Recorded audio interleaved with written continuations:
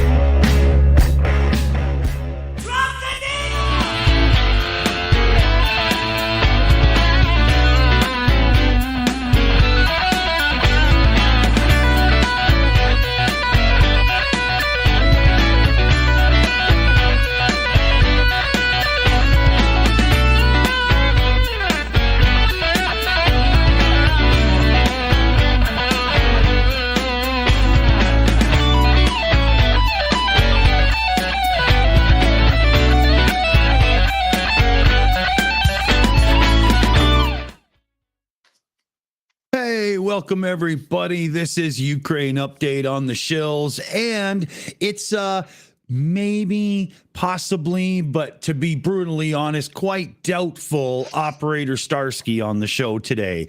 He's got a few things going on in the background, nothing to be worried about or anything out there, fellow babies. Things are all right, but he's just, you know, it's one of those days where life caught up to him and it probably can't happen. We're going to see how it goes because you do never know, but we'll see how it plays out. But we've got some news and headlines here as well coming out of Ukraine. We got Claire, Drunk Monkey, Dave, myself, and Nicholas Soutter, who usually knows more than myself about these fucking topics, all ready to take you through a bunch of news. So we are going to go ahead with a show and make sure that, you know, the word of what's truly going on in Ukraine and the atrocities of Russia and so on get spoken out, because that's what the show is for. So let's see. I'm going to bring up my little tally of articles here right away. And The first one I wanted to bring up was Above and Beyond, the European group behind a huge air relief effort for Ukraine. Kay Wolf and Stephen Schalling were watching the news, and they decided that, they had several passions in common, shared love of aviation and so on. And now they're using privately owned aircraft to fly as close to Ukraine as possible to deliver much needed aid. That's balls of steel. Yeah, that's right? amazing. Yeah. So let me just, I think I can even bring this up and show everybody. Yeah, here we go. That's their whole thing. You'll see I've got it up from Euro News here, but these guys are awesome. Definitely worth a shout out, flying right as close as they can to deliver things. I mean, there's not an armed aircraft. They're putting it on the line. So I wanted to give them a big shout out right away. The second article I wanted to get to, and I'm pretty sure that a few of us will have some opinions on this. So this is where we get into something that's a little bit deep. But Chinese President Xi Jinping has come out and said no nuclear weapons over in Ukraine in a clear message to Russia. And I think maybe that can, quash a few fears that people might have had, but it sounds like a real hard line from the whole new cabinet. We talked about that recently, and that's not a bad thing to hear. Nick, any thoughts on that? Like, is this posturing? Do you think it's more of a reality for China? Like, where do you think that's really coming from? It wasn't that long ago that China and Russia were like, "Hey, we're BFFs," and they signed this deal. But the thing is, that deal has been terrible for China because China wanted Russia's military strength and power, and wanted the market, and it's wanted resources, and none of that is available. So I think for them the deal is mostly dead. Having said that, I'm sorry to say I tend to agree with what you were saying about the posturing. I don't think it's going to influence Putin in the slightest. I think if he does it, he's going to do it because he's dead if he doesn't. There's going to be a revolution. There's going to be somebody's just going to, one of his military guys is going to put a gun to his head and pull the trigger. So if he doesn't turn this around, so I think what's going to happen is when he gets to that point, nothing Ping says is going to have any influence on Putin. He doesn't care, but Ping gets to say this, gets to look a little bit better to the West. Ping is probably going to start saber rattling even more on Taiwan. But if he's given the West a bone by saying, "Hey, I've helped put Putin in check," no, he hasn't. Putin will do whatever he wants. Ping has no impact on it. He would have 6 months ago. Now, no. Exactly. It looks like it's just a really good move for him PR wise, for the rest of the world looking at him. But no, absolute. I think it's a great move. It was for him, like politically, I think it was a great move. It doesn't give me an ounce of comfort. Yeah. And the timing too. It only helps in the strength of his cabinet and his new direction, or coming out with something people aren't going to exactly expect him to say. So. Oh, I think that's a great point. And keep in mind, he's had the opportunity to say something like this for a while, right? That's right. We've been talking nuclear weapons for a while. He just did this now. So I think that's a really good observation. I think he did it. Right. He did it, as Chris all pointed out there. I was going to get to it in the article, but I wanted to let the headline part sink in. But yeah, Xi Jinping said this during a visit by the German chancellor. Oh, well, there you go. Yeah, so that's why that's why the posturing angle came to me instantly, because this is definitely a goose with the wings out. I take it to mean he's about to do something that's going to piss us off, probably in relation to Taiwan. Yeah, he's definitely looking for some good PR before the other shoe drops, so to speak, right? Nick was like, yeah, you got it. Yeah. Well played. They got to give him credit. It's well played. I mean, like Nick said, it's not going to do anything for Russia. It doesn't help that situation whatsoever. Exactly. Now, This was already brought up in the chats, Pelosi there in the United States. But here's one I wanted to bring up because, this is definitely something that can have an impact. I mean, we're talking about U.S. support here, but Global News Canada, U.S. midterms could have a negative impact on Ukraine if Republicans limit aid. And that's the threat. They said as soon as they get in there, there's going to be less aid, not only Ukraine, but less aid going out everywhere. They're going to pull it back in many ways. That's definitely a keystone in their platform. So as is furthering the gains that they've made for the so-called conservative platform, but the far right gains made by the U.S. Supreme Court. They want. I mean, I have zero doubt. There's already a couple of cases that have been sent to the U.S. Supreme Court that would ban abortion completely across the entire country. They haven't taken any of them. I thought they would. They haven't. But, there's all sorts of, there's issues with Clarence Thomas and conflicts of interest, and there's issues that Congress could get involved in. And not only will they not, but they will put the gas on what has already been a reversal of roughly 50 to 70 years of progressive progress in the United States. It's going to be bad. I don't know about you, Nick, but it's kind of sad to see the Supreme Court when they're all making some of these decisions. They're not even putting out the legal back that they're what they're basing it on. Some of them are coming out with very little opinion at all. We're used to like 10, 12 pages of Supreme Court opinion of everybody's, weighing in on it. And no, it's like very little. Well, recently, because of the elections and everything and all of the hype, I've noticed that they've been a little quieter since they got back into session.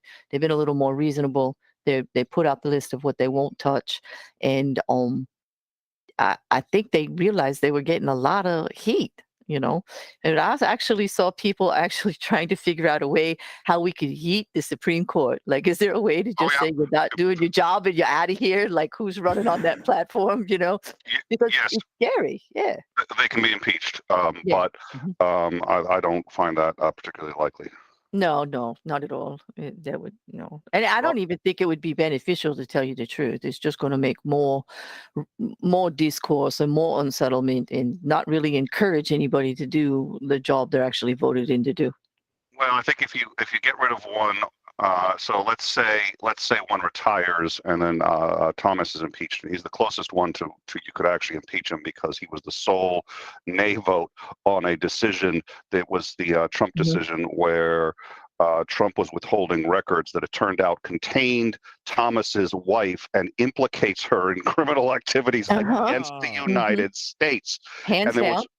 There was one nay on that decision, and it was Clarence Thomas, and nobody had any idea his wife was in the records until they finally got him from Trump, and they're like, excuse me, what were you doing voting on this? But anyways, he's got a couple others where he could maybe get impeached. If he gets impeached, and if somebody else retires, that puts 2 new justices up to Biden. And assuming there aren't shenanigans, that completely changes everything. It's still a long shot, but I think there are possibilities. Look how long they kept Obama from filling a seat, like as if, Fair. Yeah. Fair. You got a point. Yeah. Well, there won't be shenanigans. It's like that's like the second word after politics in every sentence. Oh well, and Mitch McConnell is just, he's evil. He's like what's the name of that turtle? The cartoon turtle that teaches kids how to read or something like that. He's like an evil version of that turtle. Oh, he's a total obstructionist. It's like, if this ain't anything I'm 100% down with, it's just not coming to the floor. He just stopped everything for years. It was crazy. Yeah, Satan and the cartoon turtle had a child, and it's Mitch McConnell. Yeah. Related, of course, to Saddam Hussein.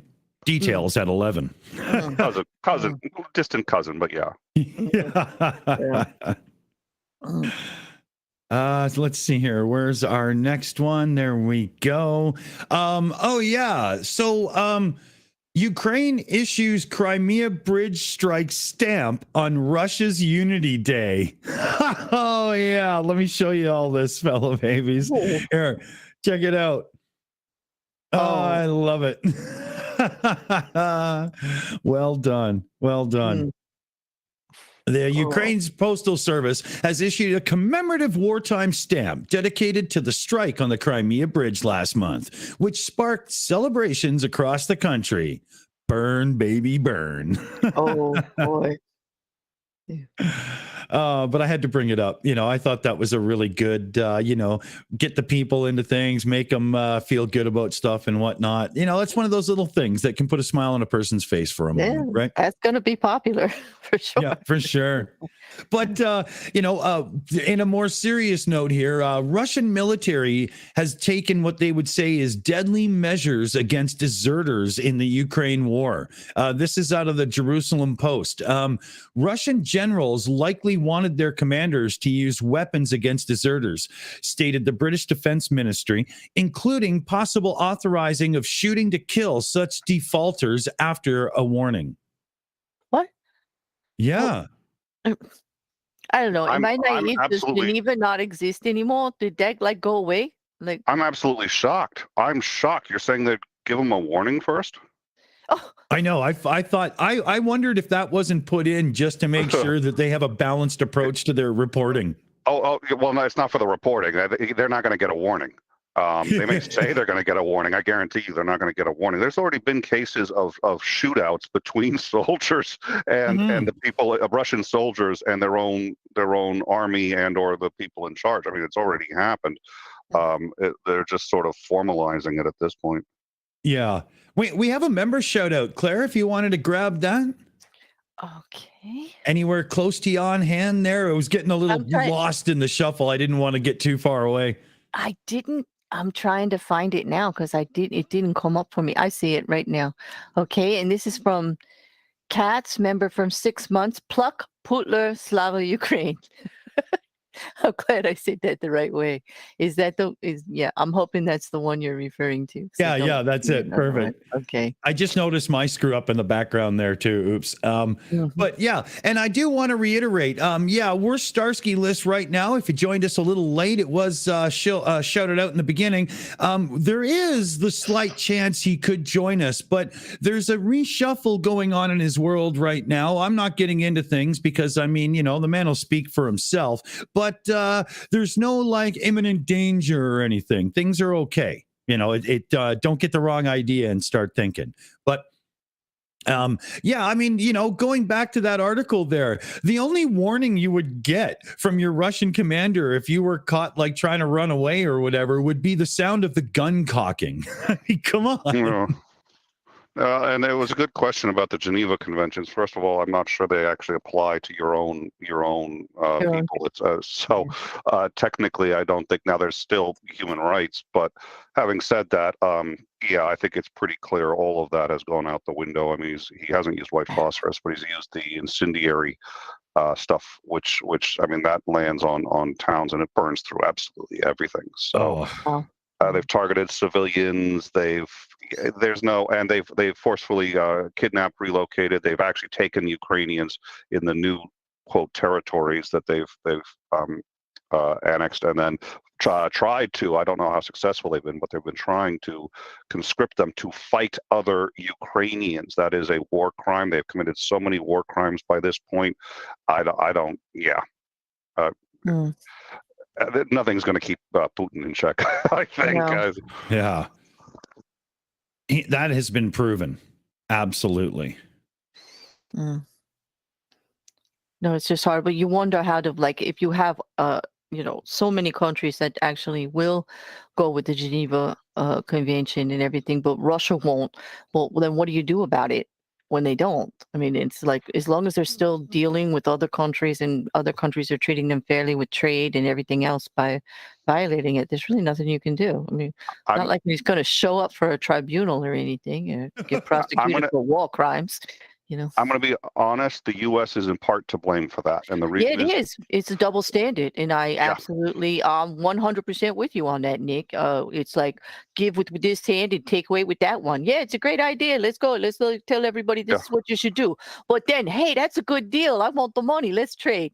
Yeah. We're not a member of the International Court. The U.S. did not join the International Court, which means Russia did not join the International Court, which means they don't have any jurisdiction. They won't prosecute Putin or any Russian if they don't have them. They don't prosecute in absentia. They don't have trials in absentia, which means because they didn't join the criminal court, which they had cover to not do because the U.S. didn't do it.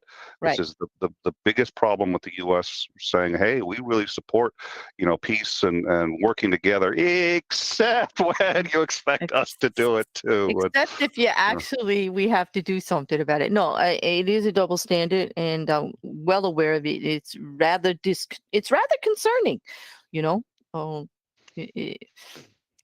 would like it to be different, and I'm hoping it will be. I think the U.S. has been able to get away with it in part by being the police of the world and all of these other things, but that isn't flying much anymore. And we'll see. You can't really be the police of the world if you're not willing to do the work. And when they don't participate in these kind of committees, in these courts and things like that, they're not actually doing the work or applying the muscle behind what we're saying, the work, the effort, the money. Let's just call it what it is. They don't want to throw the money after it. So it kind of takes away from the message. It's like all bark, no bite. Yeah, I think you're right.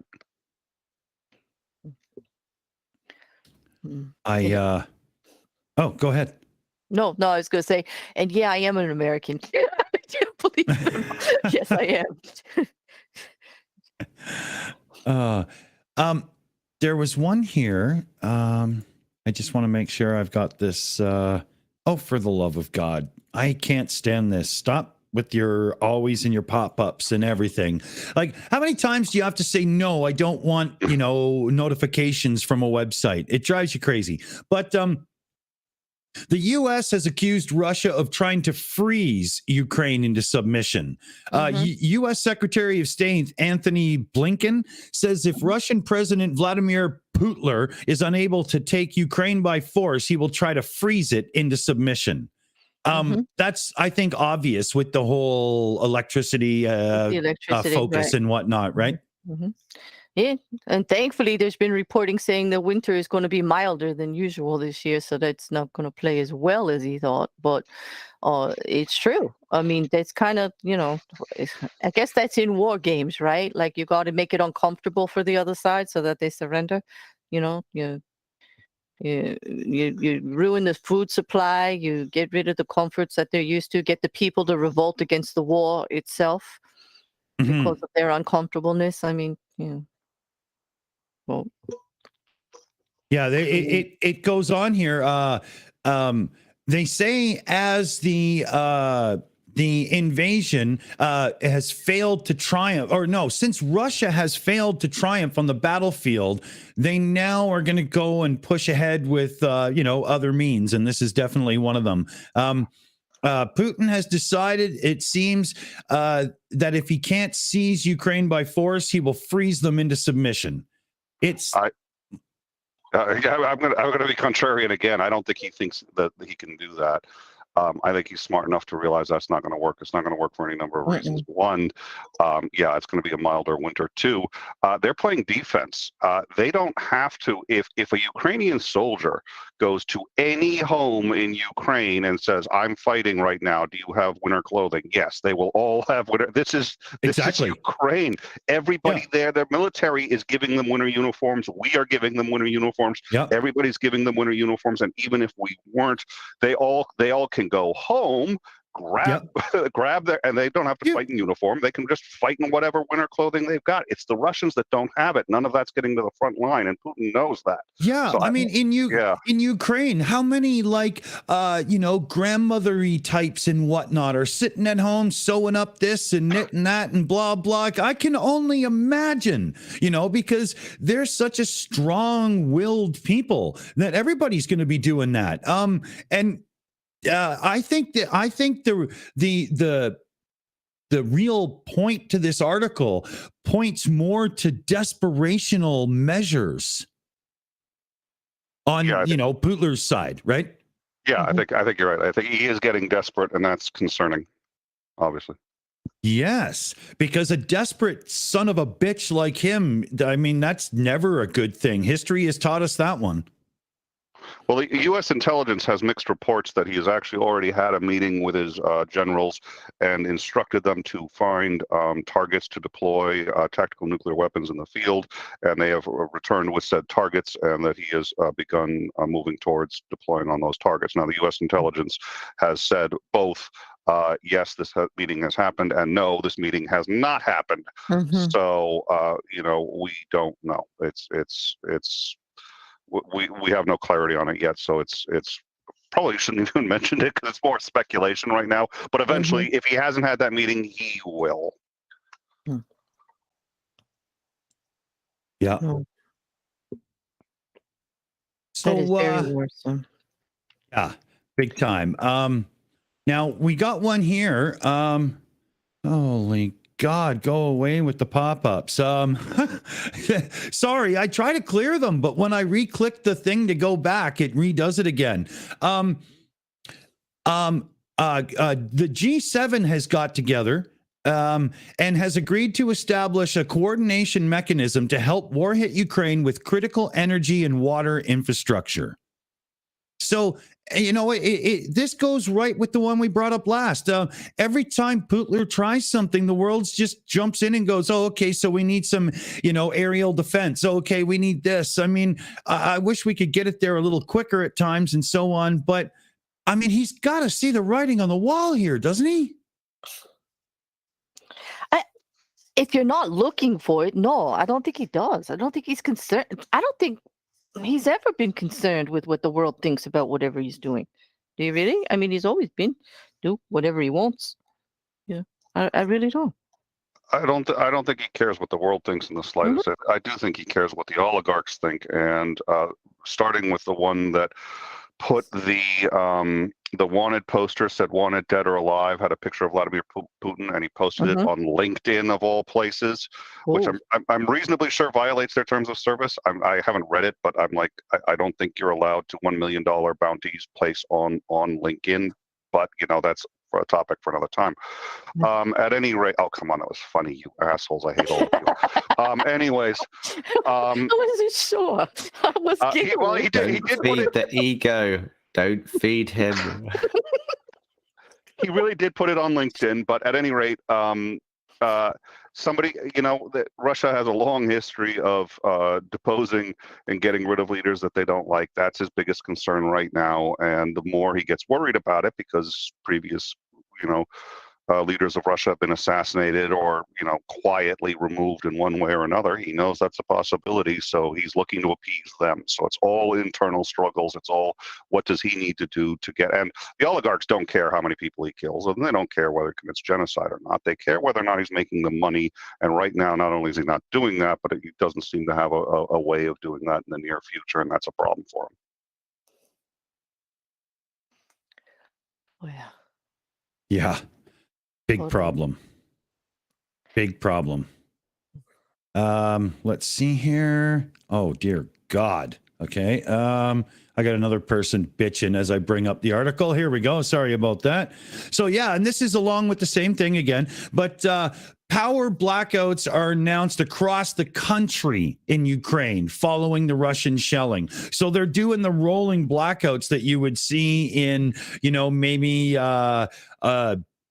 a bad summer in LA where you get rolling brownouts because of AC usage and stuff. But this is rolling blackouts now. Well, they have to conserve right? Because they just don't have the output right now because of the buy. We have that in the summer, just regularly throughout the United States, just to conserve energy. But it's got to be hard. But at least they have some. I'm kind of happy to hear that they are able to actually do the rolling blackouts so that they can conserve some of it while they try to repair. Yeah, and they've lost at least 30 to 40% of their electrical output. So just with the damage to the infrastructure, even if they had all the power lines up, 40% of the power output for the entire country is down. So they're able to get it. I don't remember if they're able to get it off of the EU grid or not yet, But it's yeah, they have to conserve power and they have to try to manage what they're producing internally. Yeah, and that also helps with the repairs too, because you can move it out of the area that they're actually working on in a larger section, and be more efficient in the repairs and the timing that it's done. That's one of the main reasons they would try to do it, I think. Well, it's like 7 major regions. Is it like the 7 big regions, Dick? Did it say like? Yeah, it's it's rolling through Kyiv and 7 other regions. I'm just scrolling through to see if it gets into any more detail. Oh, for the love of God, if I try this, I'll butcher it, but okay. Chernihiv, Cherkasky, Zhytomyr, Sumy, Poltava, and Kharkiv. Okay, I'm not Aimee. Sorry, but I did my best. No. Thank you. You did very well. It did turn into The Sims for a second then. Yeah. Oh, that's funny. Yeah, so I hope, because I mean, rolling power outages and so on, we're not talking about effect just on the general populace, but this affects all types of industry and whatnot that they desperately need to have in motion right now. Yeah, just every form of industry there, the economy, just day-to-day living, all of it. That's why it's quite a tactic when you do that to the other side. They're trying to make everything as uncomfortable and as possible. It doesn't seem to be working because the Ukrainian people seem to be quite resilient and dedicated to this, and it's not gonna work. Rolling blackouts. They're still doing repairs. They're putting the efforts where it needs to be. Yep. It's really impressive the way, I mean, when you look on the map and look at Russia and then look at Ukraine and you see all the posturing throughout how many years now and all this and blah, blah, you would have thought it would have just been a walk in the park for them. And I will enjoy watching the world hate on Russia in a very harsh and meaningful political and economic way for years to come afterwards. I will enjoy that. Now, let's look into the issue of Iran. Right? I mean, okay.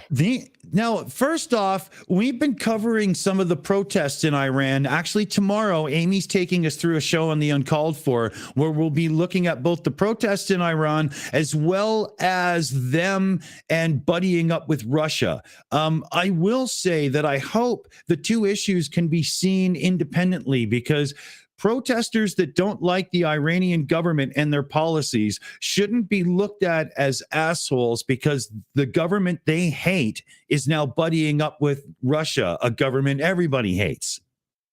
Right? It's going to be a tricky topic. But, I mean, dear God, the last thing they need right now is to buddy it up with the world's biggest enemy. I mean, what's the angle here? Well, just a bigger evil, maybe? I don't know. Well, when the whole world is looking at you like you're the bad guys, you're not really going to be looking at everybody who judges you that way. You're going to look at Russia's not going to judge them that way. Russia's going to say you could treat your people any way you want. That's what we do. I mean, look at how they treat their people. I mean, it's kind of like minds, isn't it, Dick? I mean, it's not that surprising to me at all. Agreed. It's their lack of humanitarianism is the bonding factor here. It's almost like their countrymen are chattel, and they are not. They're not individuals at all. They don't look at it like that. The same thing in Russia.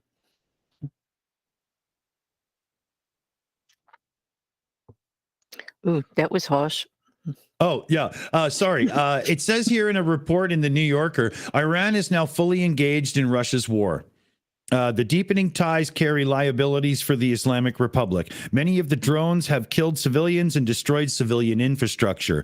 White House and Pentagon officials charge, we have been clear that Putin's forces are conducting war crimes. And the slaughter of innocent Ukrainians and the Iranians are now complicit in helping that to be the outcome. Iran may soon provide surface-to-surface missiles, which could dramatically shift the military balance in Ukraine and prolong the war. This is. I mean, is the world going to have to start smacking two people around financially, politically, and so on? Well, they're I mean, they already deserve it looking at already. Iran. They're Yeah, already exactly. looking at Iran, and of course, Iran's going to do things that are financially beneficial to them. And if Russia has a need for anything that Iran can provide for them, that's beneficial, to help them right now. If they look stronger as a country, the people may not protest as much, but it's doubtful because this protest in Iran is more about freedom and not creature comforts. It's not about, how well the economy is doing and this and that. It's just basic, how they're treating basic individuals and freedom and human need. I don't see it going good for Iran, but I don't like Russia doesn't really care. I really do not believe that those in power in Iran really care how the rest of the world is looking at them, only in the way that it will affect their trade and their economy in the long run with other countries. That's it. They want to, they believe strongly in some of this, and that's why the protests are so violent. Like, I don't see it. Yeah. I don't see it helping, but I don't see anyone being able to deter it either with common sense. Do you think this will further more protests in Iran as people start going, okay, now we've got two things to bitch at you for, you stupid bastards?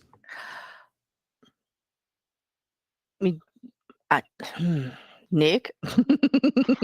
No, I don't think so. I think they're mad enough about their primary concern is how they're being treated by their own government. They may not be pleased with how their government's treating other people, but that's such a distant second to them. Then they're going to focus on what's going to mobilize most of their people the fastest and the best, and that's the internal matters. They don't. I'm sure they're not pleased about it, but they've got enough on their plate. I don't think they're going to worry about it. I do very much agree with Claire that, and it's the problem, right? There's the carrot and the stick is a great way to do things. It's been the cornerstone of policy. I think the world would be a very different place right now if Trump had not lied, but that's another story. Exactly. And invalidated the treaty that the U.S. had with Iran. They were actually keeping it. He lied and said they were not.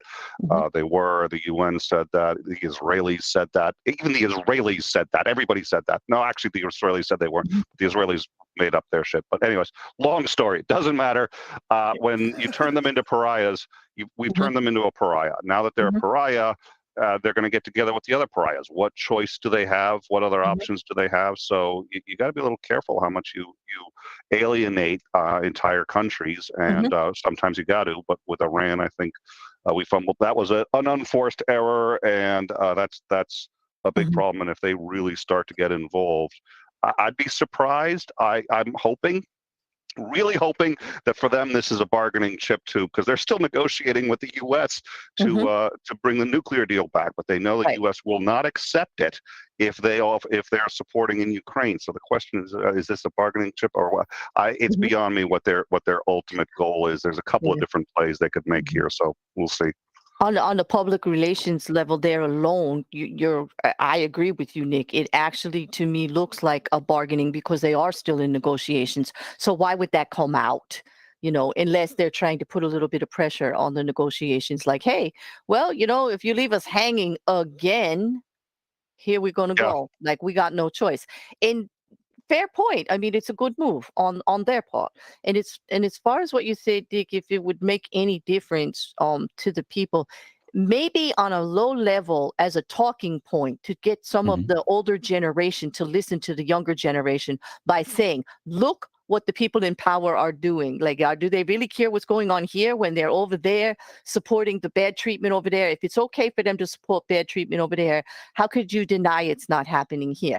Like, it might be a nice low, like when I say low level, I just mean like not in high politics or big bargaining or anything, but just people to people. When you're trying to get more people involved in what you're trying to do on a protest level, it could be useful. And there, I could see the point Around the there. dinner table. That's a Yes, really good yes, point. with the older generation, which is Yep. ingrained in the religious, like just do what they say because this is our religious right.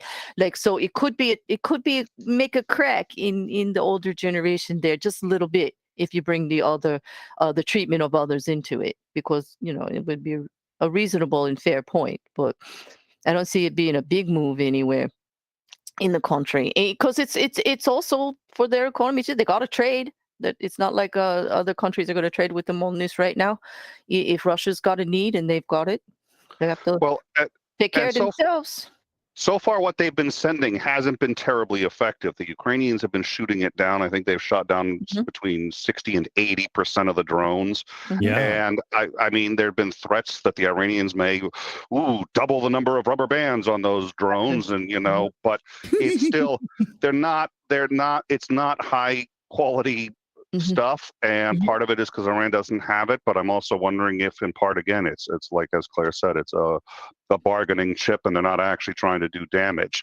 We'll see I don't know. It is. You just got to, that's the best bargaining chip is when you look like you could, but you don't actually cross that line. You just got to put it out there without saying it so that it becomes part of the bargaining, because they're not going to strong arm and come in there and say like, well, if you do this, I'm going to do that, because then negotiation would stop. But and that's the tip off, right? There's the tip off, which is the U.S. hasn't threatened to walk away.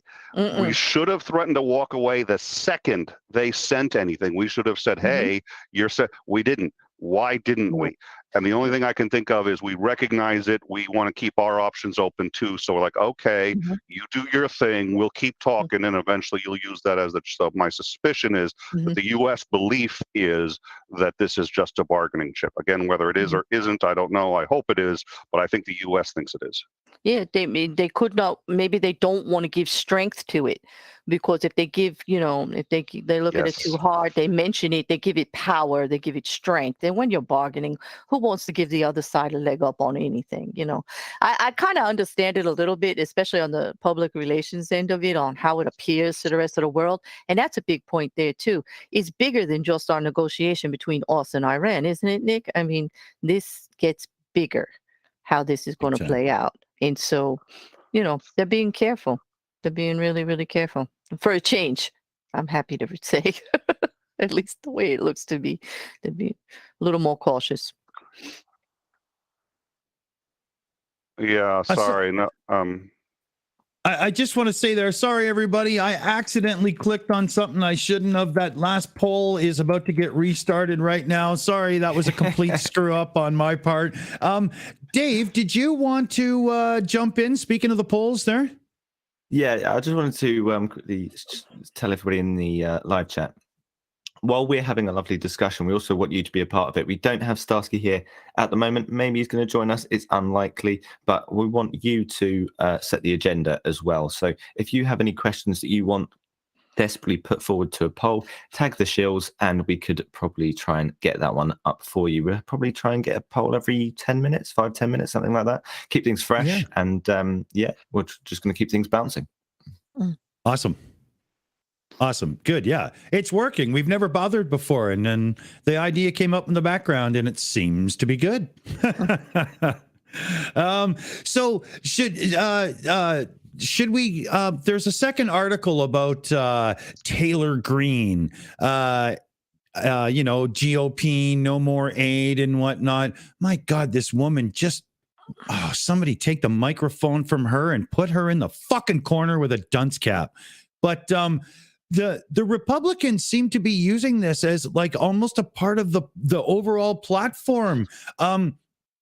There's the whole left versus right argument in the United States. I mean, sure, you got one side versus the other, but it seems to be the extremists that have control of the narrative now, and that's just not doing anybody any good. This whole thing, I mean, I mean, come on. The whole idea is for, UN and the other places to get the world together. This is just more of that Trump pulling out of things bullshit and whatnot. It's just, it makes me so angry. I'm biting my tongue. I don't know how much I'm going to weigh in on like this, except for to say I have not seen so many requirements of just being a goddamn clown to be able to run for anything right now. Because the talking points, when the minority has more power than the majority, as we have been seeing in the voting and repeatedly on things that got repealed. Nick, I know you're with me on this with the Supreme Court going exactly against the people based on a very small point of law, very small point that didn't even really did. They did bring a nice fine point up that we don't have it solid enough in the Constitution about equality. We don't. We absolutely don't. Or body autonomy at all. It's not even mentioned. I mean, because who would have thought it would have had to be? Okay, like it's like so damn basic. Who would have thought we had to put it in black and white for people to be reasonable?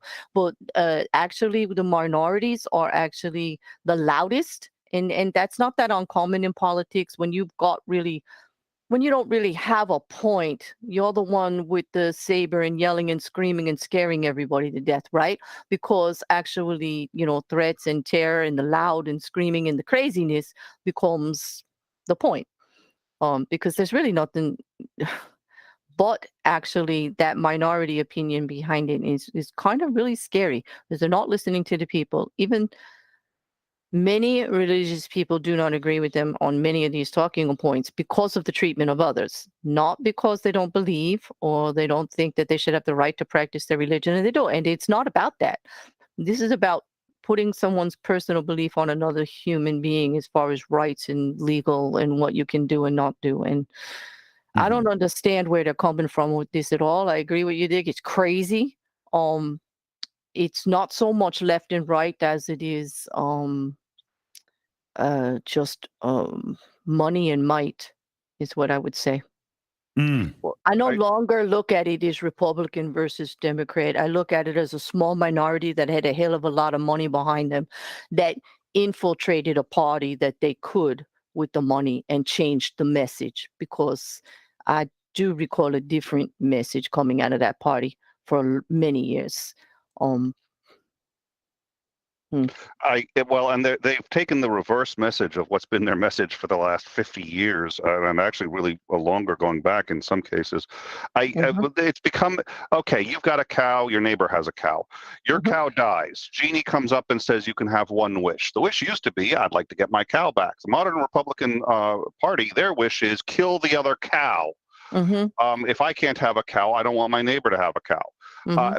That's where they are, and the Supreme Court, Claire, as you had mentioned, the cornerstone decision that they relied on for overturning Roe v. Wade, and that they've Thomas has signaled he wants to on gay rights and everything except the right for a black man to marry a white woman. Interesting that he hasn't challenged that one. It's not on him, right? It's the Washington decision. What that decision basically says is, look, in order for something to be a non-enumerated right, a right that you have even though it's not in the Constitution, it has to clear certain bars, and one of the bars is it has to be a tradition, long-standing tradition of the U.S. The problem is you can interpret that really narrowly or really broadly, and what Alito has done, and Alito was the dissent on a gay marriage decision in the U.S., and he used Washington. He said, listen, the Washington decision is clear and gay marriage is not a tradition. And he's absolutely right. Of course, gay marriage is not a tradition in the U.S., but marrying who you choose among consenting adults has always been a tradition in the U.S. So it just depends on how narrowly you define it. And they have deliberately made it so unbelievably narrow, and they're doing it not because they believe it as much. They do in some cases, but I think for most Republicans, they didn't like the idea that Obama forced Obamacare on them, and they didn't like the idea that liberals have forced them to accept that boys are going to be kissing and yada, yada, yada, and this is their way of they say liberals and forget to say majority, because it's not only liberals voting for this stuff. Yeah, no, I think you've got a very good point, but it is the liberals, and I will say this too, and as a liberal, I saw a lot of it. I said you got to be careful with it, because you start rubbing your face in, well, we got you health care, and you're too stupid to realize why we're right and you're wrong. Yeah, that's not a very good attitude. Well, and that is an actual common point they're using against everybody now. They're calling us all elitists, like we think they're better than everybody else because we care about other people. I don't subscribe to that, but I could see their point, especially when they say we push things on net. It's hard to push it when 70 to 80% of the country actually votes for it. I don't actually call that pushing it on somebody. I do say you kind of didn't get your way. I get it. But even when it comes to Roe versus Wade, 70% of the people in the United States were for leaving it the way it was, tradition or not. And that's 70%. There are not 70% liberals here in the United States. That's not true. It's total opposite. So when I say that it's not the liberals, they're not listening to the people.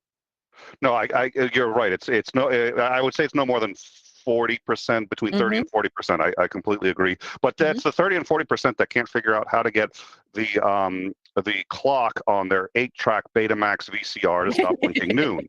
That's who it is. Get the those professors kids off my fucking lawn. Exactly. Exactly. Yeah. And so, and these are the guys who are like, you know what, you're telling me that I have to accept all of these things, and the reality is, what the message should be is, no, you don't have to accept it in the slightest, but you're not going to deny other people. That's all we're saying. It kind of upsets me when they say it has to be. They're going to use Washington like it's tradition. I'm sorry, I was born with body autonomy. Like, what? I need tradition. I had to you had to tell me that I had control over my own body and what I do with it for it to be tradition. I'm just not going to go with that. Call me crazy, but allowing gay marriage doesn't mean you have to get married to a gay guy. If you're a guy, it doesn't mean you and somebody didn't. But it's also the return of really sort of religious fundamentalism and all of these other things that sort of underline it. But it's not even that. It's just the world's changing quickly. It's globalism. They're terrified of globalism, so they oppose anything that makes the world get larger. They want to make the world smaller, which, by the way, is kind of the cornerstone of conservatism. So that's what this pushback is. We want to stop helping the rest of the world, including and especially Ukraine, and they've said between cutting back to completely eliminating all support for Ukraine if they retake Congress. So, let me jump in right there, guys, because speaking of support for Ukraine, there's a report out of Reuters, and it was updated 3 hours ago. This is very fresh. Iran has now acknowledged drone shipments to Russia before the war started. Really? Yeah. Could you drop a copy of that? Does it differentiate between whether or not they're still sending drones, or they sent them before the war started, but they haven't made any shipments since? Because that's an important distinction. The link is in our green room there, Nick, so everybody can grab it. So here it starts off with Iran has finally acknowledged for the first time on Saturday, that's today, that it had supplied Moscow with drones, but said they were sent before the war in Ukraine. So they're not admitting to any after, at least in this first paragraph. Iranian Foreign Minister Al Come Fuck Me in the Ass said a small number of drones have been supplied to Russia a few months before Moscow forces invaded on February 24th. Wow. Ukrainian President Zelensky is accusing Tehran of lying. Yeah. Yeah, well, the way you know Tehran is lying is because the Ayatollah's lips are moving. But I was just going to say, mouths are open. Well, it's saying that they actually were downing at least 10 of the unmanned aerial vehicles every day. Like they were already on it. Before the invade. Okay. Yeah, I suspect they've still been sending them, but at least there needs to be clarity on that. But that's really interesting. Yeah. There's other, it says here, this fuss made by some Western countries that Iran has provided missiles and drones to Russia to help the war in Ukraine. The missile part is completely wrong. they said. The drone part is true. We provided Russia a small number of drones months before the Ukraine war. I'm sorry, but I'm not buying that for the pocket lint I got right now. Well, Ukraine backs it up and says that, the drones that they are firing down are Iranian made. So and they're still doing it every day. So. Yeah, well, the thing is, they're running out of their high-end missiles, so they're going to have, and they can't get more. So it may be that they've had those in reserve for a while, and that's what they're down to because they can't make more. They don't have any of the supplies. The sanctions have hit them hard on that front. That's why they're making T-80, T-62s. They're going back to a tank design from 1962, before there were computerized components in it, because they can't get the chips anymore. So that's why they're putting T-62s into the battlefield. I mean, they're warming up. They're starting up T-62 production lines. It's oh dear Lord. Wow. Desperation here. I got a mental thought I can portray in sound for that.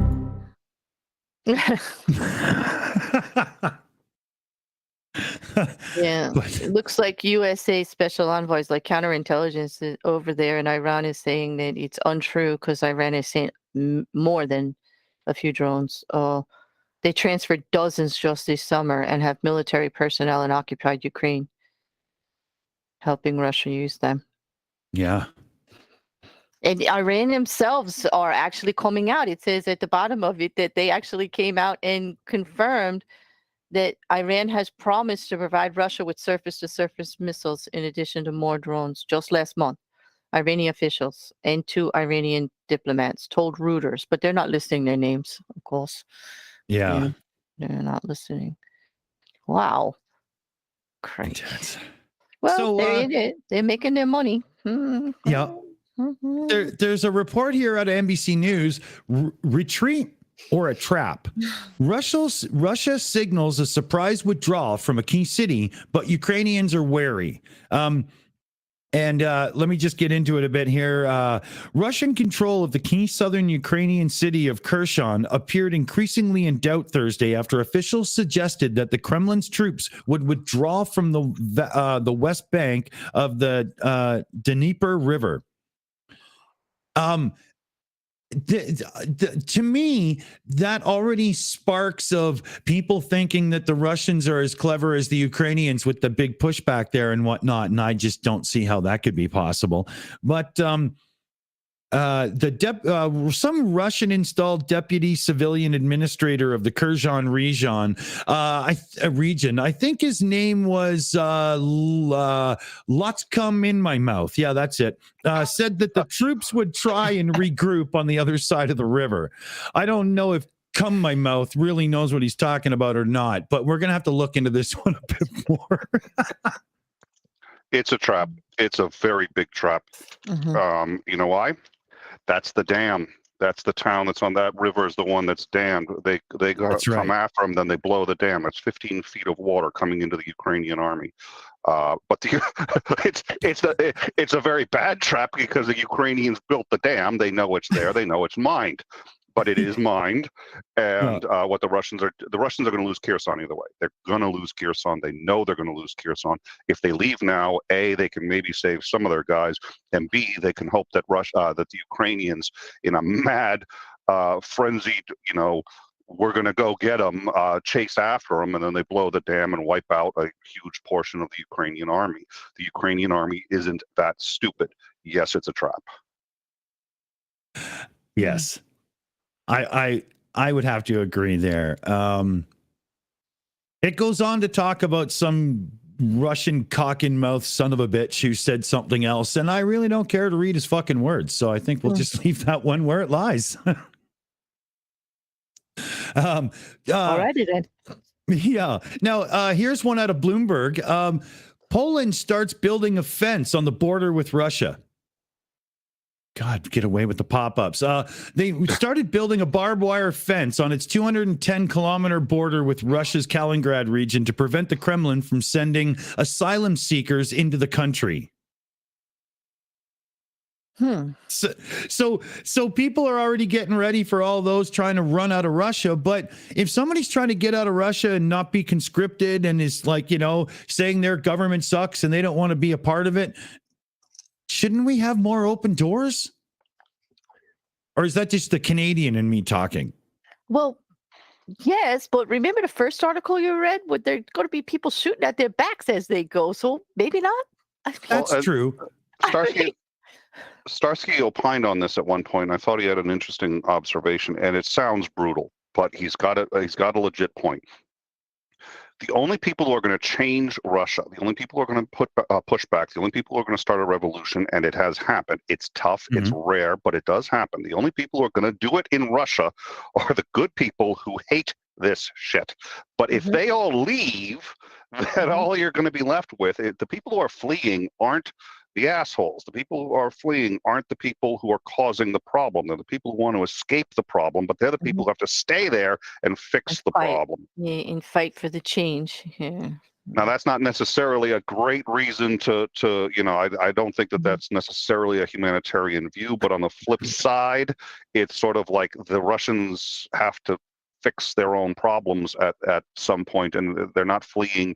This isn't humanitarian aid in terms of a country that's starving to death and these people are seeking food. And there's also the possibility that Russia could retaliate. So this is not an easy thing, but I do get why they're doing it, and it makes sense. Yeah. Sorry, I had to pause there for a minute. I got an email here. Let's see, Mr. Soutter, we have a job opening. We were hoping you would be interested. Would you like to be Prime Minister of England? Oh, never mind. It's a temporary position, anyone, Nick. literally anyone. Yeah, exactly. That's how low the bar's got, Dave. It's temporary anyway, isn't it? Like for 40 to 60 days thing. Yeah, it's a trial period. It's a temp job.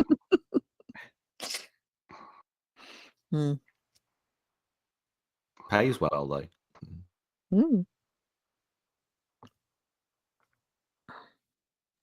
So someone in the live chat had asked a question about the thing, but now the poll just came up. Speaking of pop-ups. Yeah, I was just trying to get one in the background. Couldn't reach all my buttons there. I proposed a poll on with that previous one where Dave and I had disagreed. So was I right or was Dave wrong? And I think if we could put that up in a poll. Which one was that? Which one coming up next? That? Pick a topic. Anytime anytime either of us have spoken. I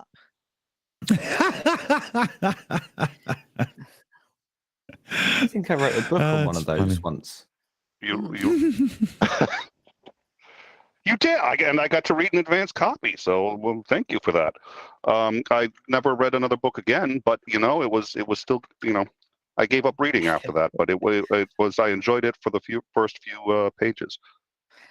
Cool. Here.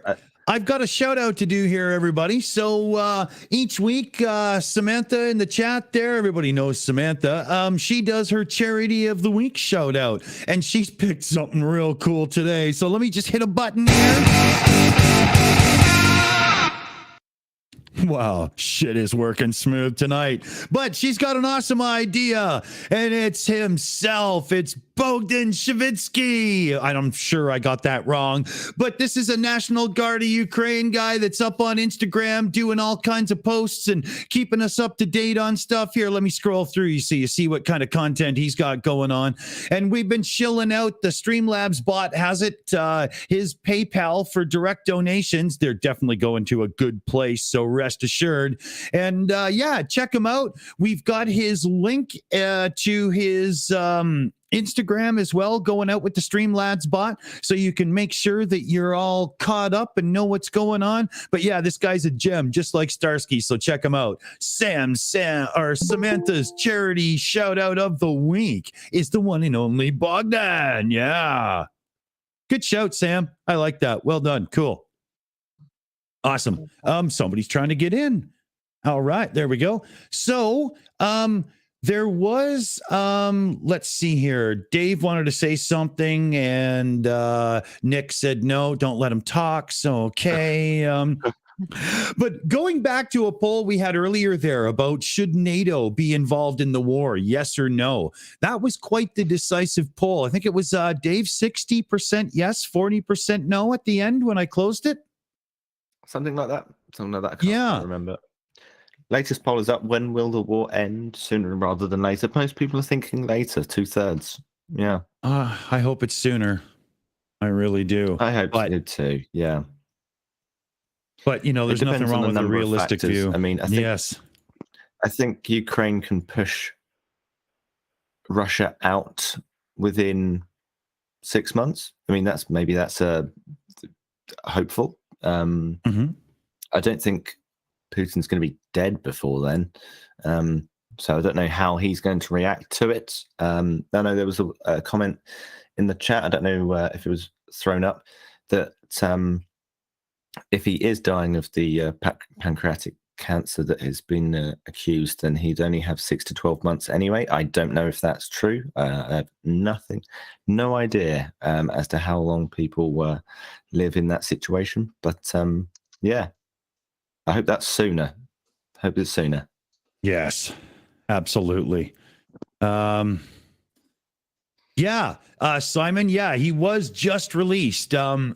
It's it's really nice to see him on the outside. Absolutely. And this is why, it's a big shout out this week for Sam's charity shout out, because this is somebody who was in captivity for a while and is back out. Yeah. Hero indeed.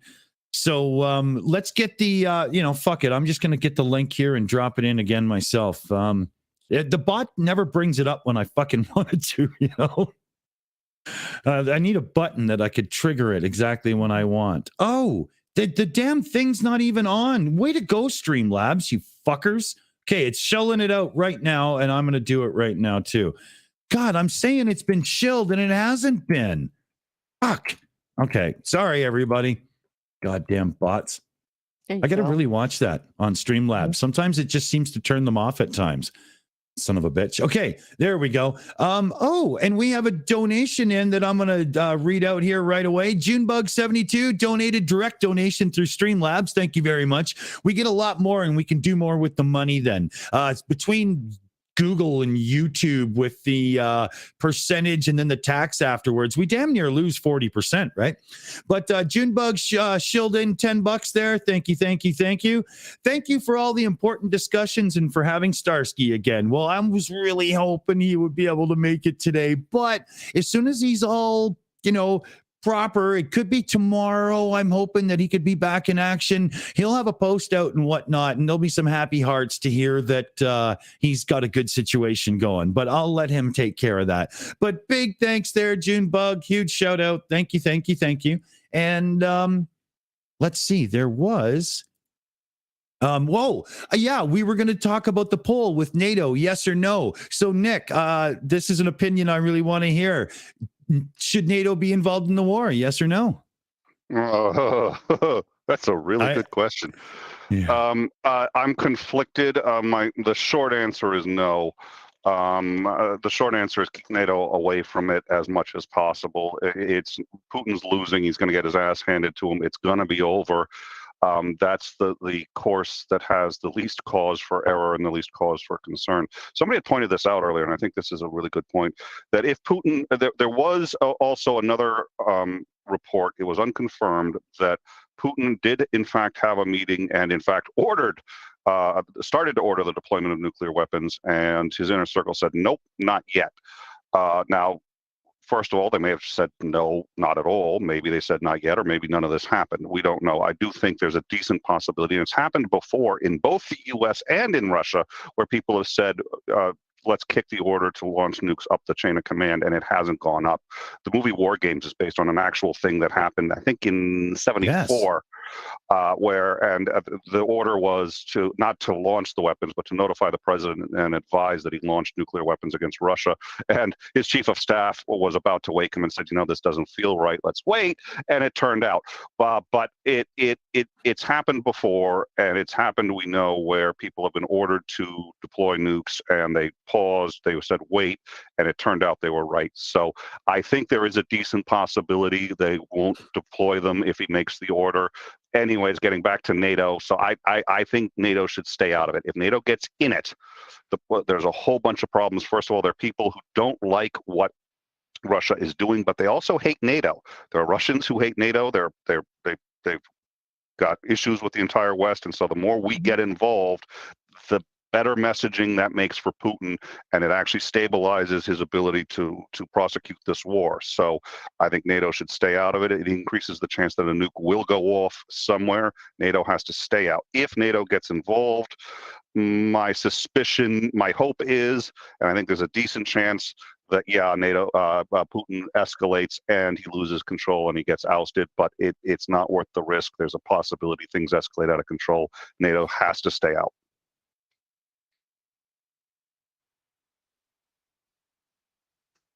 I think it's a very worldly opinion. Definitely. Does anybody else want to? Let me add one more thing. Because NATO is purely a defensive alliance, and we have to keep it that way. That has been one of the cornerstones of NATO, and why NATO has been successful is because it's a defensive alliance. So the question is, how on earth do you get NATO involved? And there's no legit way to do it that I can think of. Even if Ukraine became a NATO member tomorrow, Article 5 wouldn't be triggered. So I don't see any way to do it without changing what NATO is, and we absolutely shouldn't do that. So basically, NATO should stay out of it. I see the desire to put it in, and it's not necessarily a bad argument, but I don't think we should. Claire, you want to jump in on that one at all? Well, it's really hard to add anything. Nick pretty well covered that. I agree with him on it. So only to say that it would be best. It definitely would. I agree for that. That's it. I'm just replying to Marilee there. Yeah, I think that was an absolute accident. That poll was not supposed to be the one up. Thank you for the point out.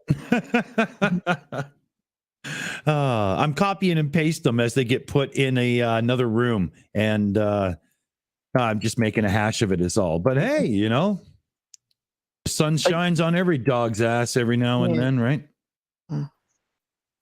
So I did want to do just a slight bit of debunking, something that we've done in the past once or twice on this channel. But in social media, there are reports going around of extremely severe winter for Ukraine 22-23. And that's just completely and utterly incorrect. Current meteorological science worldwide doesn't allow for forecasting with such great prematureness, but at the same time, through observations that are out right now, we're not looking at some extreme temperatures in Ukraine cold-wise. It is actually supposed to be a little milder than normal. So if you see that being passed around on social media, tell the idiot to go upstairs and tell his mother he did a poor job raising him. Because it's just, social media is so bad these days. Like, there's more to it than just, repeating somebody's tweet. Make sure you're not wrong before you retweet this crap and whatnot. People, come on. That's always interesting to me. Like, aren't there those sites that you can check everything out, like where it's coming from? Anyway, like there's even more of them. Whatever, I mean, there's always been Snopes, but I believe there's even a couple of others. There's Fact Checker. There's, quite a few that you get, because there's so many, even ones that look like news organizations out there. Like I just saw one the other day, totally fake headlines and everything that they were putting something out. It seemed like it might be reasonable. It's a totally fake site. Somebody had debunked it. They said there was nothing to it. Well, I don't think people take the extra step anymore, really. No, they don't. They're too quick to just jump on something, and you don't want to be that person. So take a moment and make sure you're contributing to, positive. Not. You can understand how it happens, though. The world has become such a crazy place that the crazier the stuff that gets said on Twitter and everywhere, you're believing it. You're like, yep, of course. Well, there you go. Just adding more to it, and it just gets spread around. It's really unfortunate. It can be quite damaging too. Yeah. Well, there's an infinite regress on that. Who are you going to use to fact check for you, and how do you know that they're you know? It's Exactly. it's a flat earther. It's turtles all the way down on the fact. Hey. Oh, yeah. That's my favorite part of debates. I mean, not to segue or anything, but I'm going to segue anyway. The favorite part of debates is when they put up the source, and it's this guy, and they're picking like one thing that he said, and then there's this whole history of how he's been in jail for the same exact thing. Like, you know, the whole medical community disowned him. He's had his license taken away 7 times. Like, they forget all that. They're just taking that one quote that he said, like, at all, like as if he's like an expert or something. Like, nobody's gonna go look like who it actually is. It's my favorite part. Just it's my favorite part. You mean like Dr. Thomas Cowan, the MD, Yes, who said virus doesn't exist? like that's the guy. That's the picture I had in my head, because all you have to do is just look up anything else about him, and you're like, okay, of course you said that. Of course you said that. Like, okay, but not exactly a good source for evidence if No. you're trying to make a point. No. There was one other thing from the G7 meeting I did want to bring up. They also reiterated their stance that any use of chemical, biological, or nuclear weapons by Russia would be met with, quote unquote, severe consequences, and renewed their call on Moscow to just fucking end it. My words. But, you know. I was going to be a little more impressed with the G7 if they had actually used the F-bomb, but I guess not. No, I had to put that in there just to, you know, make sure that the punch was in, you know. But I mean, calls and everything are good. It's fine, but you know, action is better. I like they're going to coordinate the support of reconstruction of the energy and water supplies following the recent attacks. I hope that's not like, you know, 4 months of meetings and then we get to it. Let's just write some fucking checks and get people in there working.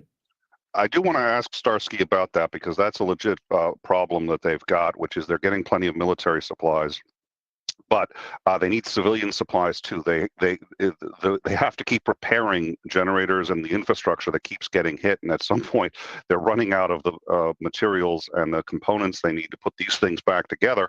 They have spares, but the spares weren't designed for wartime. They were designed for, you know, the occasional breakdown. So they've gone through most of their inventory of parts needed for just about everything in Ukraine. So my hope is that they start getting that sort of civilian stuff too. But the other, and I lost my, we, at this point, we know it's been confirmed. It's unofficial, but the NATO did notify Russia under the table and said, had a conversation under the table. At any rate, I'm mixing my metaphors. At any rate, they notified Russia that if they deploy nuclear weapons, NATO will in fact get involved. And I think NATO means it, and I think Putin understands that, and that may be why he hasn't done it yet. I suspect, although this hasn't been confirmed, in fact, I haven't even heard a source on it, but I suspect they also included chemical weapons. We know they were getting ready to use the chemical weapons, and that's because they were finding the what do you call it? The antidote to the chemical weapons on the soldiers that they were killing. So the soldiers, when they search the dead bodies, they find the antidote, and like, oh, that's fun. And now they're not finding it anymore, and there's no evidence that he's going to be deploying chemical weapons. And I think he's taking that NATO threat seriously, and I think NATO will. I don't think Obama screwed up big time when he told was it Iran? He said that if they use chemical weapons, that's crossing a line, and then they used chemical weapons, and the U.S. did nothing. NATO will not make that mistake. NATO is serious. If he uses chemical weapons, I don't know. I suspect chemical weapons. But if he uses nuclear weapons, you will see a no-fly zone implemented by NATO in under a week, and they've already actually redeployed most of NATO forces to be able to do that. It's been quiet, but anybody who's watching the military, and certainly Putin has seen the redeployments. Most of the training maneuvers have been moved closer to that area. Just the daily training is all being moved to bases closer to that area, and they're ready to deploy if that happens, and he knows it, and they will. So, yeah. Let's turn over to Claire here. We got a super chat in. Oh, yes, from Rudy Sale for $5. What's up, Shills? Rudy here, reminding everyone to check out the latest OperatorStarsky merch. Wink, wink. Yes, we should. Awesome. Yeah, Rudy's the man behind all the OperatorStarsky merch, so definitely go check it out. We are going to be talking to him as well in the very near future. So, yeah, absolutely, right? Let's keep it in the family and do it properly. There was one other thing I wanted to bring up here. Yesterday, the U.S. announced an additional $400 million in military aid for Ukraine, including paying for the refurbishment of the 45 Czech T-27 tanks to be sent to Kyiv. And that goes right along with what you were saying, Nick. You know, all the military stuff is fine, but there's other things that have to be funded, paid for, and replaced. And it might be a damn good idea for people to start getting that in their head a little bit more. I do believe that the countries of the world, especially the quote unquote first world countries, should be pitching in more. So I do believe the money should be there. God forbid, you know, elections fall afoul and all. Big topic. Yeah, I hope so. I hope so. I'm thrilled and a little surprised at how much the U.S. has contributed, how much other countries have contributed, and I'm thrilled. But we've seen terrible things happen before, and kind of looked the other way. I was not expecting that this was. It was a pleasant surprise, and really whatever we can. And a personal note: elections are coming up, so if you're listening to this in the U.S., if you support Ukraine, that is on the ballot. Whether you see Ukraine, you will not see the words Ukraine on the ballot. I guarantee you it is on the ballot. Get educated and decide whether or not you want to support Ukraine before you vote. I could not be more serious about that. Yeah, is there something that Bill Maher was talking about last night? I don't know if you saw any of his show. They get the clips over on YouTube now and again for the sort of non-US viewers, and he was going on about democracy, and there was just basically, you know, he does his end bit where he just sort of takes the piss and sort of has a bit of a laugh. There were basically just no jokes, and he was going on about democracy and how there's people on the ballot trying to get elected that basically just don't care about democracy, just full on loss of Western values. So I completely believe you there, Nick. Well, and let me interrupt. Apologies, Titan, who's in your live chat, causing a lot of trouble, and he's been very condescending. He's been very mean, and apparently the reason you guys have refused to ban him is because he happens to be the head mod on In Time, which is an unfortunate coincidence. But he's really been coming at me hard, guys. But at any rate, he sent me this. U.S. announces additional $400 million security assistance package for Ukraine. This includes funding for refurbishing Hawk air defense missiles, 45 refurbished T-72. So that's what you were talking about earlier, I think. Yeah. Okay. And now here's one I wanted to bring up as well. Russia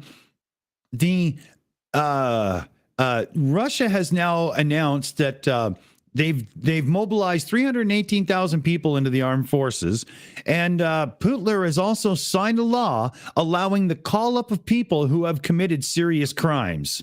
Yeah, that's going to work well. Are you fucking kidding me? That's got to be desperation. That seems desperate, definitely, doesn't it? Yeah, because you call up a bunch of hardened criminals and they, you know, sense that their commander is watching them because they might be like deserters and going to take off and stuff. And they're just going to mow him down and then bail. Like, it's just, I really hope they just turn on their own and make it a real clusterfuck. Sorry, but, you know. Dear Lord. If they got family, they may not be able to. And the first thought that crossed my mind, it's probably not entirely politically correct, is, but it worked for the Muslims. The whole idea of, that's one of the reasons why Islam recruits from inside prisons, is because if you die furthering the religion, then your slate is clean, and so they're the people who have the most to gain from. Oh God. Yeah, so that's why. That's martyrdom. But at any rate, that's why the central core of what came out from the Quran, the original Islam, recruits so heavily from prisons. Putin is going to sit there and say, okay, if you come fight this war for us, you get a clean slate. If you're a murderer, if you're a rapist, anything that's going to be your ticket. He's going to think of that because he's a homicidal maniac and he's a horrible human being. So he's going to think they're going to do that. A, he probably won't care and would be willing to take the losses. B, he's going to take people that he can somehow affect them in other ways. So if they have family, so if you're somebody who has family, that's who he's going to draw from first. And when he runs out of those, he's going to throw all the others at the front line and just say, okay, we'll shoot you if you don't fight, and if you do fight, you get a pardon, and you're good. Wow. Holy, Claire, we got a big super chat in. Oh, yes, we do. Let me just get back there for a second. It is from David Oliver for €5. Have a happy fireworks night, guys. All I can hear is fireworks. Cool. Fireworks. I'm curious about that. What is, maybe he can tell us in the chat, what is fireworks night? Does anyone know? Dave, do you know? What's bonfire night? Of course. Remember. 5th of November, it was 1605. Guy Fawkes tried to blow up Houses of Parliament. Guy Fawkes Day. It's Guy Fawkes Day. Yes. Okay. Okay. Okay. That's a UK thing. I know it's celebrated different parts of the year. It's just for various different reasons, obviously, depending on the country. It wasn't all one day where they all came together to blow up every parliament in the world. No, unfortunately not.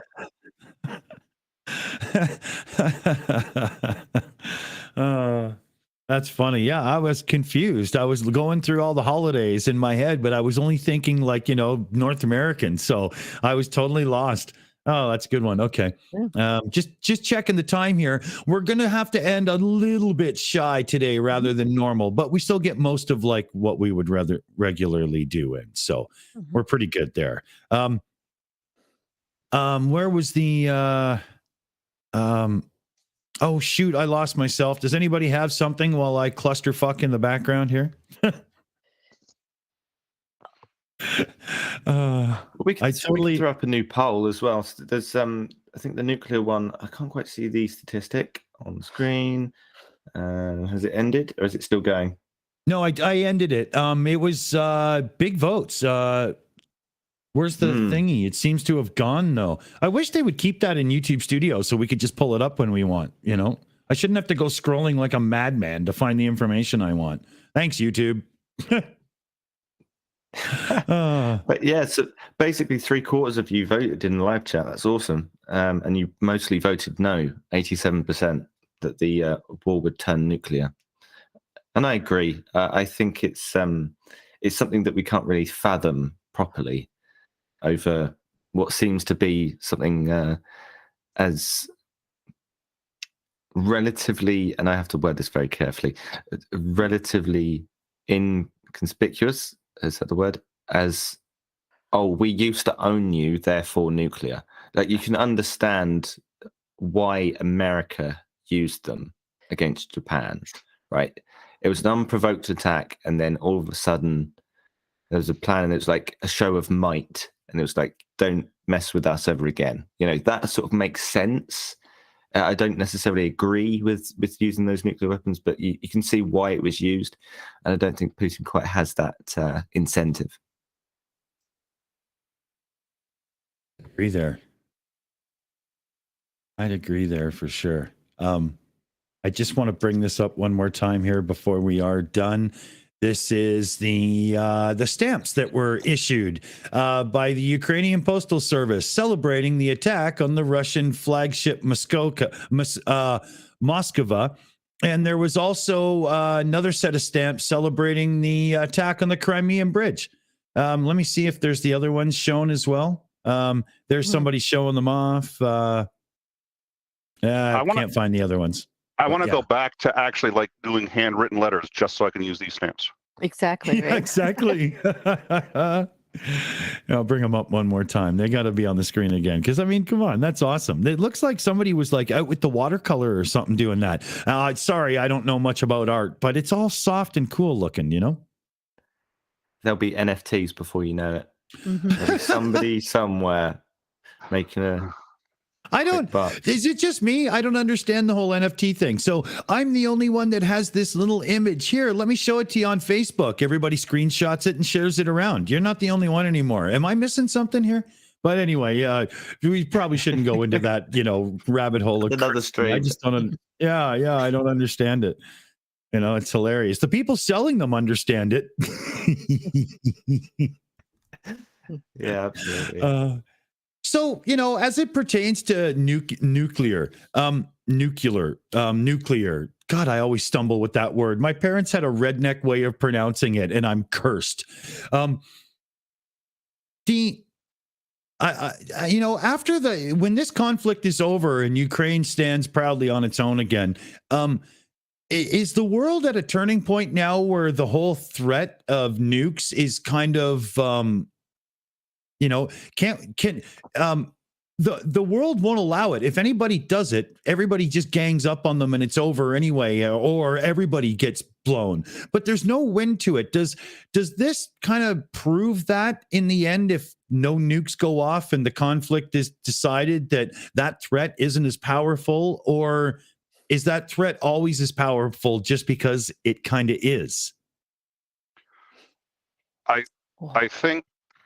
think it helps reduce it because of that, but I don't think anything reduces it more than treaties like SMART or any kind of non-proliferation.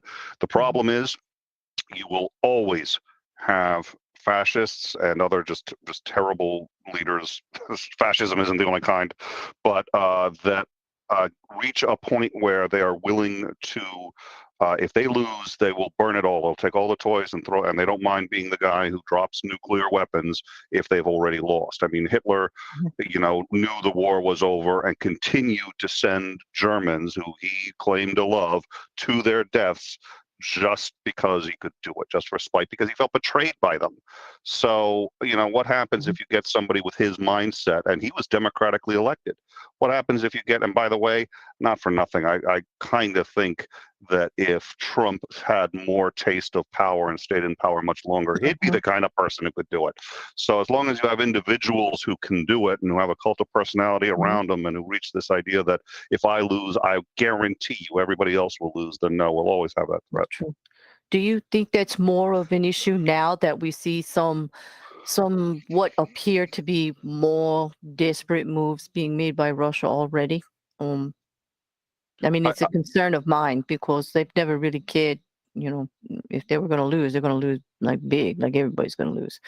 So I think for him, it will be a last-ditch resort. So if he decides to do it, it's because he has absolutely nothing else left. So I don't think I think if he hadn't gotten a warning from NATO, if he hadn't gotten a warning from his own people, he'd have done it sooner.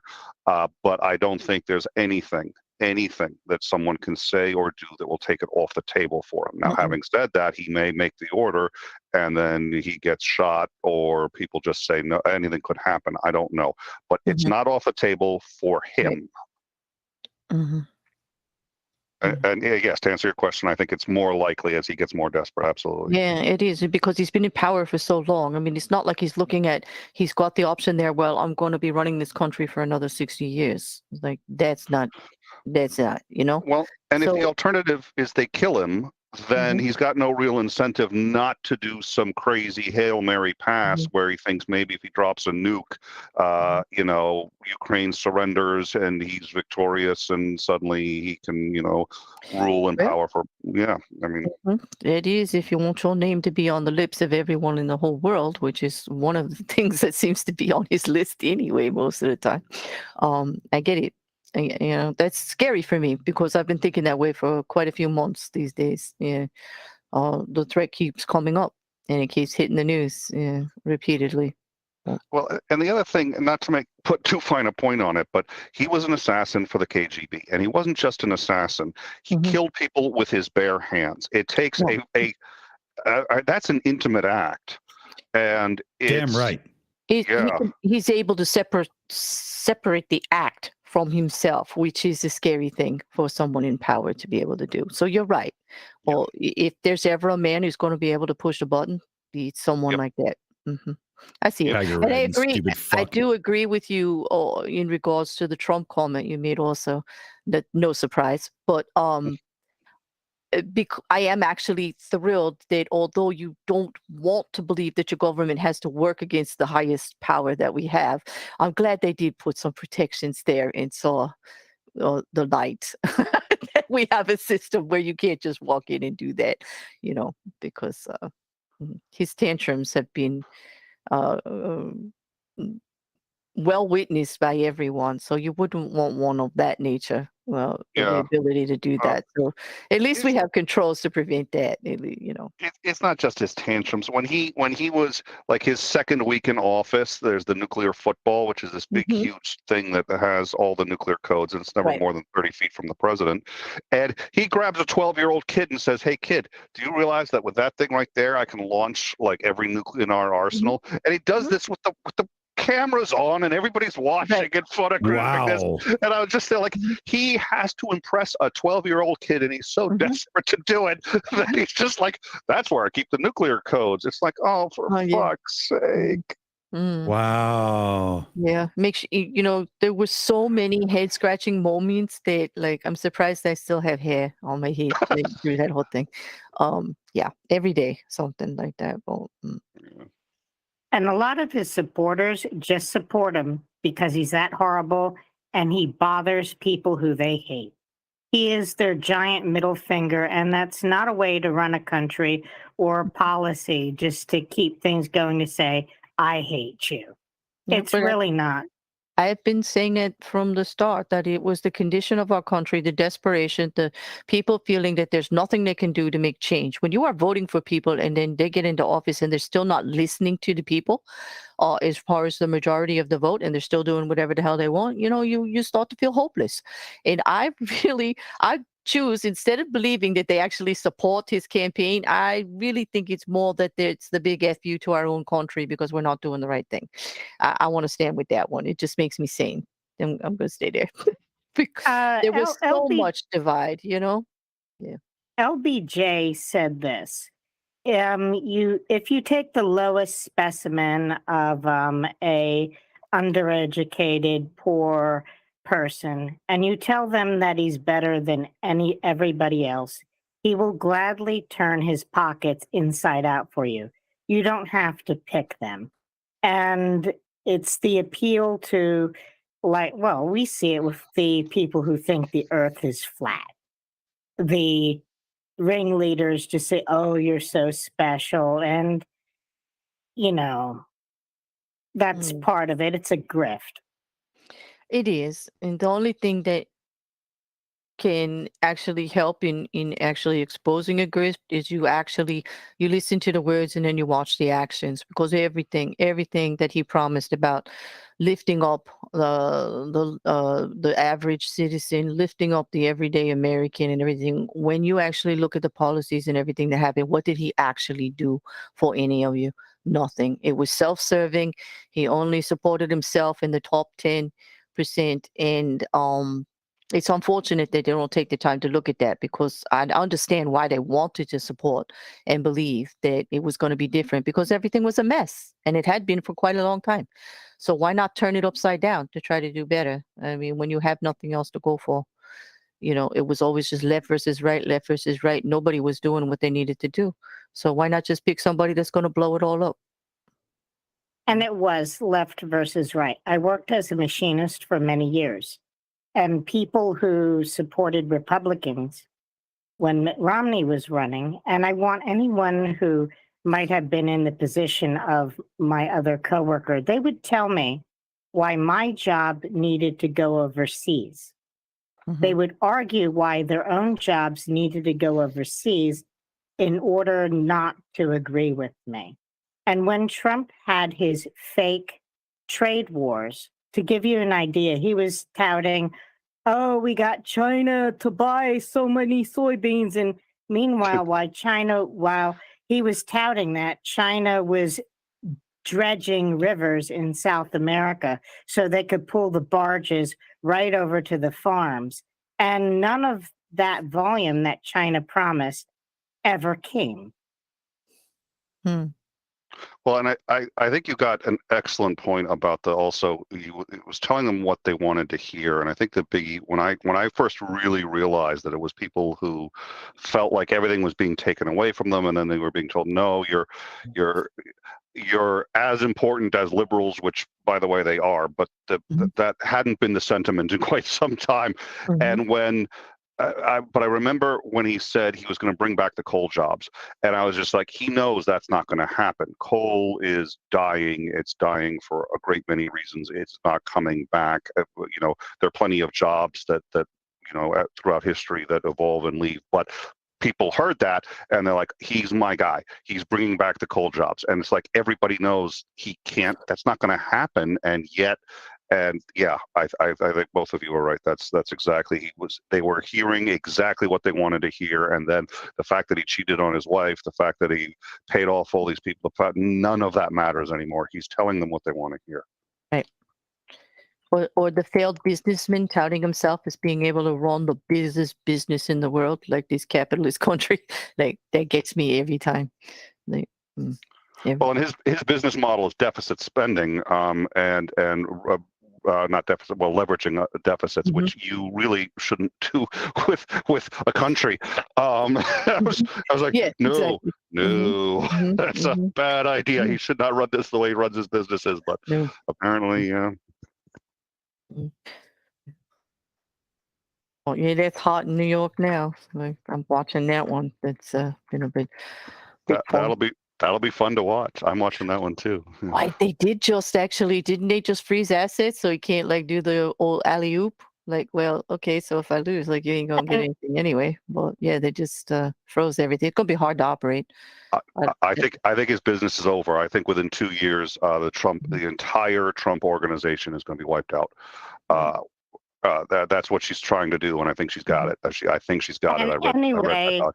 Yeah.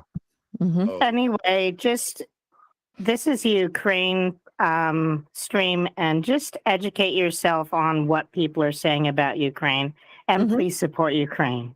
Absolutely.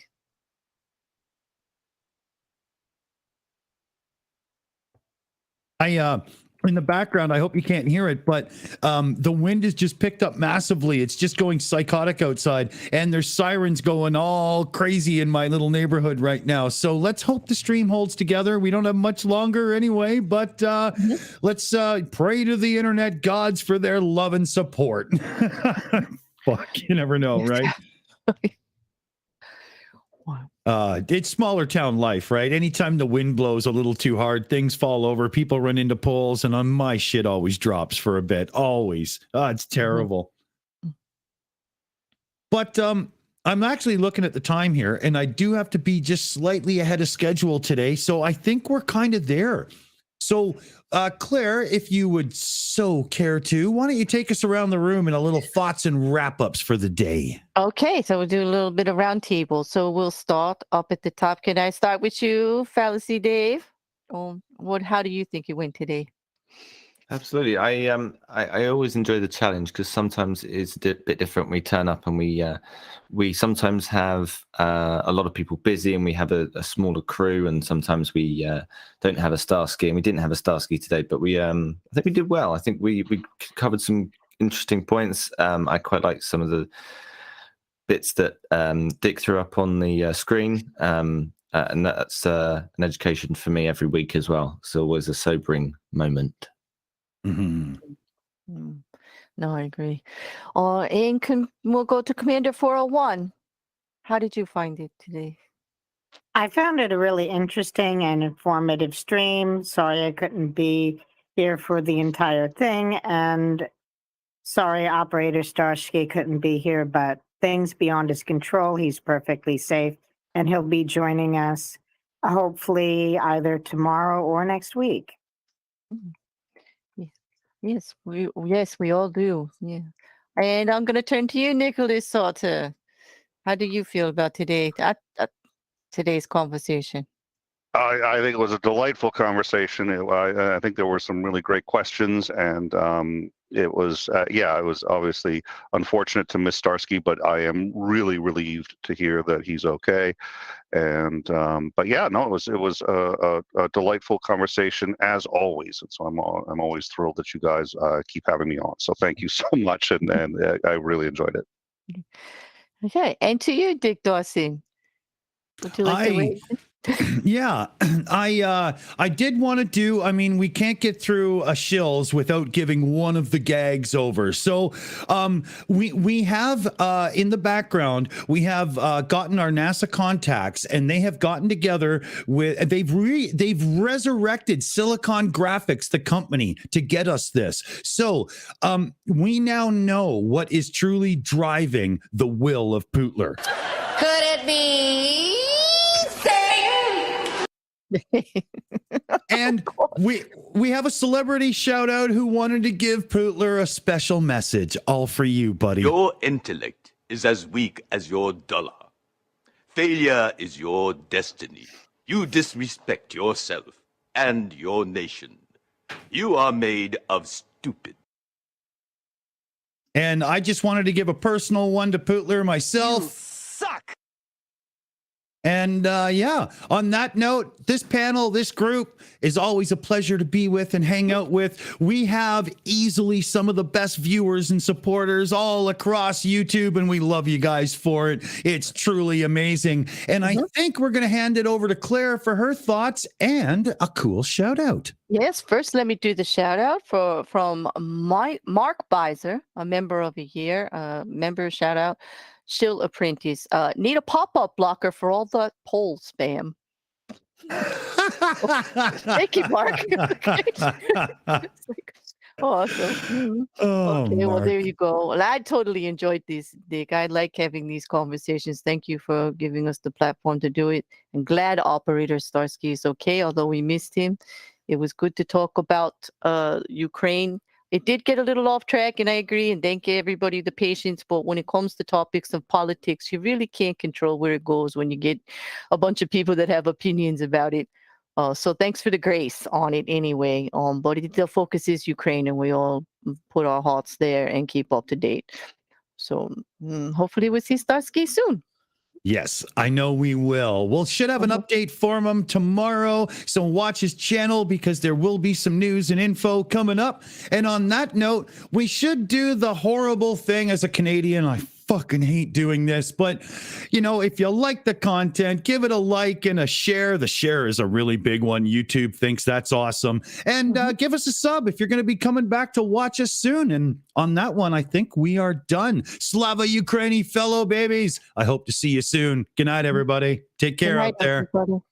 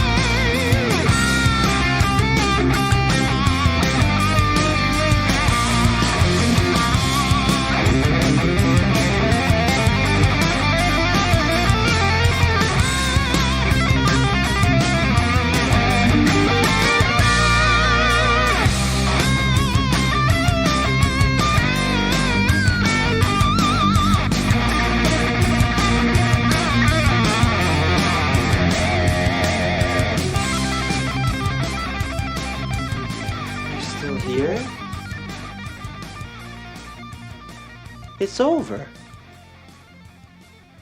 Go home.